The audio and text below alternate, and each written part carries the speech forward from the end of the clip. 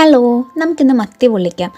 ഒരു മിക്സിയുടെ ജാറിലേക്ക് 2 കഷ്ണം ഇഞ്ചി, 6 അല്ലി വെളുത്തുള്ളി, 1 ടീസ്പൂൺ പെരിഞ്ജീരകം, 1 ടീസ്പൂൺ കുരുമുളക് പൊടി, ആവശ്യത്തിന് വെള്ളവും ചേർത്ത് ക്രഷ് ചെയ്തെടുക്കാം.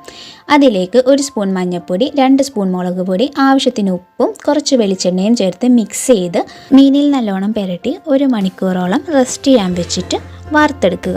ഇനി മസാല ഉണ്ടാക്കാൻ ഒരു പാത്രത്തിലേക്ക് വെളിച്ചെണ്ണ ഒഴിച്ച് ആദ്യം ക്രഷ് ചെയ്ത് വെച്ച മസാലക്കൂട്ടിട്ട് 1 സവാള, 2 പച്ചമുളക്, ആവശ്യത്തിന് ഉപ്പ്, 1/2 സ്പൂൺ മഞ്ഞൾപ്പൊടി, 1 സ്പൂൺ മുളക് പൊടി, 1 തക്കാളി എന്നിവ ചേർത്ത് നല്ലോണം വേവിച്ചാൽ മസാല റെഡി.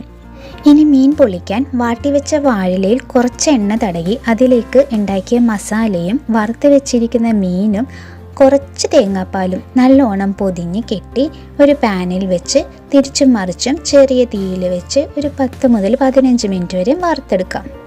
ഇതിൻ്റെ ഡീറ്റെയിൽ വീഡിയോ നമ്മുടെ ചാനലിലുണ്ട് കേട്ടോ. അപ്പോൾ എല്ലാവരും കണ്ടു നോക്കുക.